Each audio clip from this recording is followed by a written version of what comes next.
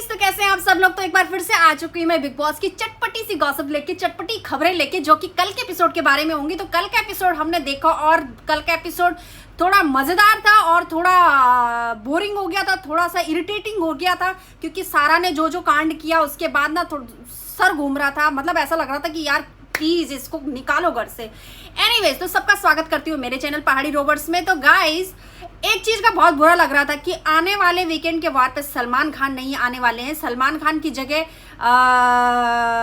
हमारी एकता महारानी आने वाली, टीवी की जो मालकिन कह सकते हैं आप, टीवी की मालकिन आने वाली है। तो अच्छी बात ये हुई कि चलो एकता कपूर आ रही है, फराह खान नहीं आ रही, क्योंकि फराह खान को लोग सीरियसली लेते नहीं है। और इस हफ्ते में, इस वीकेंड इस पूरे हफ्ते में जो जो भी हुआ है, यानी काफ़ी कुछ हुआ है, तो हम एक्सपेक्ट कर रहे थे कि सलमान खान आएगा और सबकी क्लास लगाएगा और यानी हमारा एंटरटेनमेंट का लेवल थोड़ा और ऊपर जाएगा। बट इस हफ्ते I don't know Salman Khan क्यों नहीं आ रहे हैं, बट आ रही हमारी क्वीन, यानी हमारी सीरियल की क्वीन आ रही है। और देखते हैं वो इस हफ्ते में क्या करने वाली हैं कंटेस्टेंट के साथ। वैसे प्रोमो में हमने देख लिया कि विवियन की क्लास लग रही है और विवियन को महारानी जी काफ़ी कुछ सुना रही हैं। तो चलिए, ये देखने वाली बात होगी कि वो अपने हीरो को, मतलब जो उसको उसने खुद लॉन्च किया है, उसके लिए क्या क्या कहती है।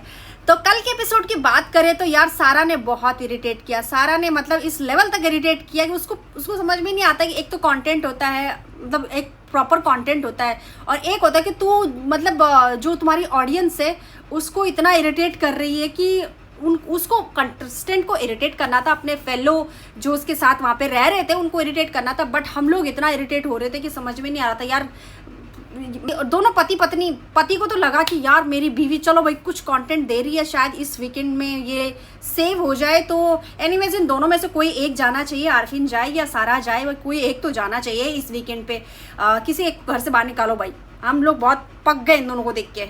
और बात करेंगे टाइम ऑफ गॉड की, गॉड ऑफ टाइम जो भी आप कह सकते हैं, तो भाई एक बार फिर से विवियन डिसेना जी बन गए हैं टाइम ऑफ गॉड, क्योंकि दोनों हमारे करण और दिग्विजय ने दोनों ने वो तोड़ दिया जो भी उनको टास्क दिया गया था, और आधा आधा पीस लेके दोनों इधर उधर घूम रहे थे। तो फाइनली बिग बॉस का ये फैसला आया कि भाई टाइम ऑफ गॉड रहेंगे विवियन, क्योंकि उन दोनों का कोई फैसला ही नहीं निकला। दोनों का दोनों तोड़ के एक एक डंडा लेके बैठे हुए थे। बट आई थिंक करण के लिए बहुत बुरा लग रहा था कि करण के हाथ में लड्डू आ रहा है लेकिन मुंह तक नहीं आ पा रहा, तब तक विवियन डिसेना उसको छीन लेता है।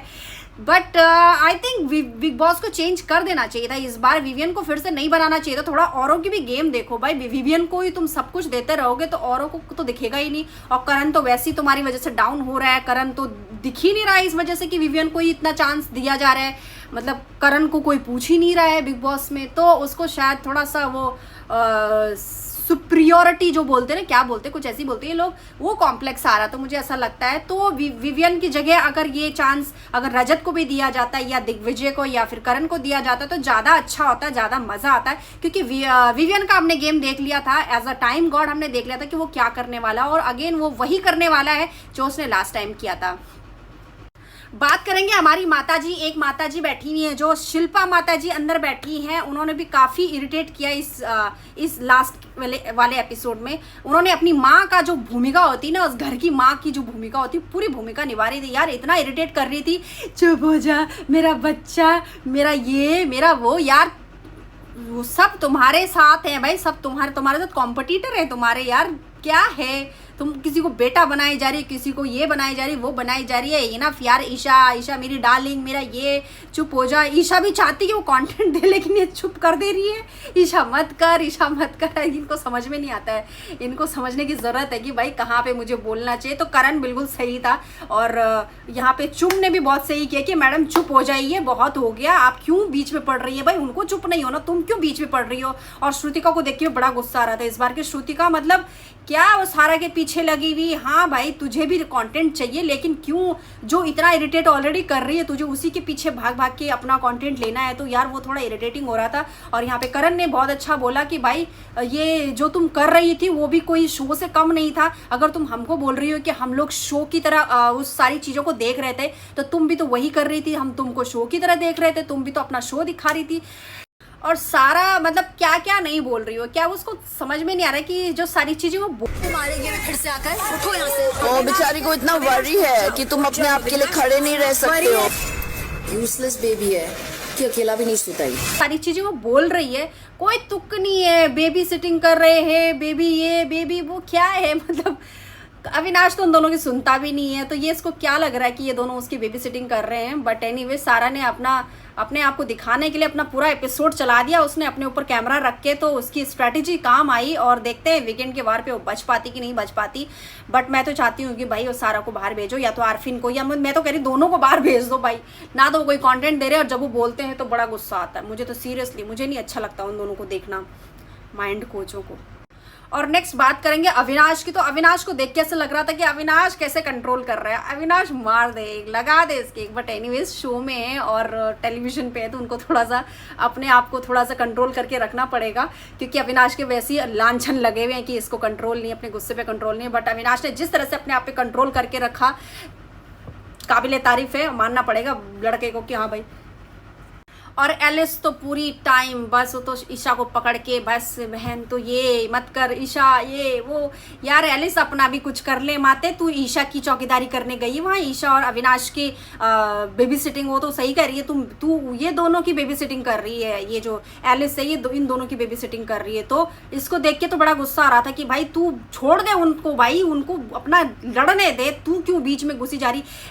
एलिस जब तक ईशा का कुछ हो रहा, ईशा चले यहाँ से, ईशा चले यहाँ से। यार क्या है छोटी बच्ची है क्या।